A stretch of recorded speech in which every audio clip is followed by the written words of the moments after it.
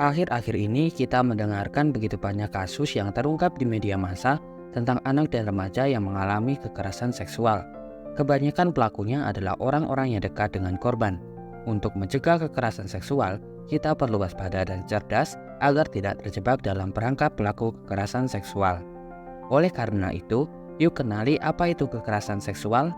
Kekerasan seksual adalah tindakan pemaksaan atau bujukan untuk melakukan segala bentuk sentuhan fisik di area pribadi dan anggota tubuh lainnya, atau memasukkan, menyentuh alat kelamin sendiri atau orang lain yang menimbulkan ketidaknyamanan atau rasa sakit.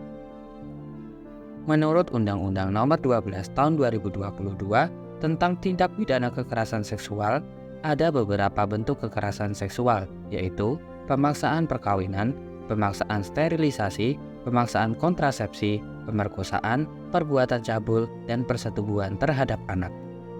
Hukum yang berlaku di Indonesia tentang kekerasan seksual adalah Undang-Undang Nomor 12 Tahun 2022 tentang tindak pidana kekerasan seksual dan Undang-Undang Nomor 1 Tahun 2023. Sedangkan hukuman untuk pelaku kekerasan seksual adalah pidana penjara paling lama 12 tahun dan atau pidana denda paling banyak 300 juta rupiah. Untuk pelaku kekerasan seksual berbasis elektronik dapat dipidana penjara maksimal 4 tahun dan denda paling banyak 200 juta rupiah. Sedangkan pelaku perbudakan seksual terancam pidana penjara paling lama 15 tahun dan atau denda paling banyak 1 miliar rupiah. Lalu, seperti apa kekerasan seksual di kehidupan nyata? Perkiraan yang diterbitkan oleh WHO menunjukkan bahwa secara global, sekitar 1 dari 3 atau 30% wanita di seluruh dunia telah mengalami kekerasan seksual. Sedangkan di Indonesia, sebanyak 1.938 kasus kekerasan seksual yang berhasil tercatat. Kekerasan seksual bisa terjadi di mana saja, termasuk di rumah, tempat bermain, lingkungan sekolah, dan transportasi umum. Sedangkan pelaku kekerasan seksual adalah bisa siapa saja, termasuk seperti orang tidak dikenal dan termasuk juga orang yang dikenal, seperti anggota keluarga sendiri, teman sebaya, dan warga sekolah. Kekerasan seksual bisa terjadi dalam berbagai bentuk, yaitu yang pertama secara verbal, dengan berkomentar tentang anggota tubuh dan menanyakan hal-hal yang bersifat seksual. Yang kedua dalam bentuk fisik, yaitu sentuhan atau rabaan terhadap bagian tubuh pribadi, memperlihatkan bagian-bagian tubuh pribadi, dan memaksa melakukan hubungan seksual. Yang ketiga adalah bentuk cyber atau kekerasan seksual di dunia maya. Yang pertama, bujuk rayu atau mengarahkan kita untuk melakukan kegiatan seksual. Yang kedua, pesan-pesan seksual atau sexting, yaitu menerima dan mengirimkan pesan-pesan, foto-foto, dan video yang bernuansa seksual. Dan yang ketiga adalah eksploitasi seksual online, yaitu membujuk kita untuk berfoto dan membuat video-video vulgar dengan atau tanpa imbalan. Tentunya kekerasan seksual mempunyai dampak serius bagi korbannya, yaitu yang pertama adalah dampak fisik, yaitu gangguan pola tidur, gangguan pola makan, nyeri pada bagian kelamin dan anus, ketidaknyamanan, dan kehilangan kebiasaan positif.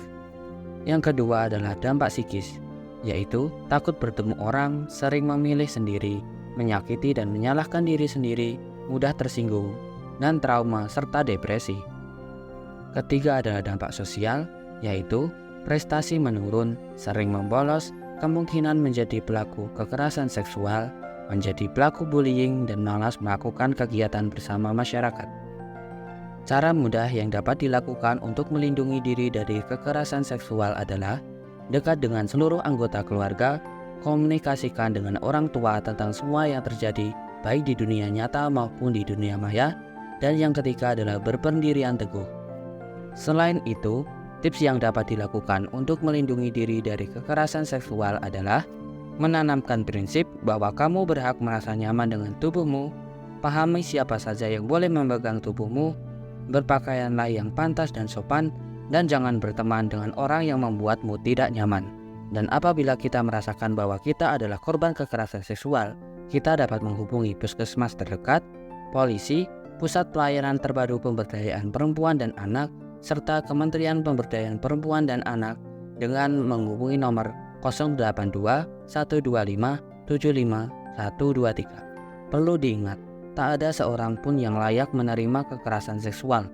Jadilah remaja yang cerdas, selalu waspada menjaga diri, memiliki semangat hidup dan belajar yang tinggi, dan jadilah remaja yang memiliki empati besar terhadap teman yang terpuruk dengan berusaha mendampinginya untuk mencari pertolongan.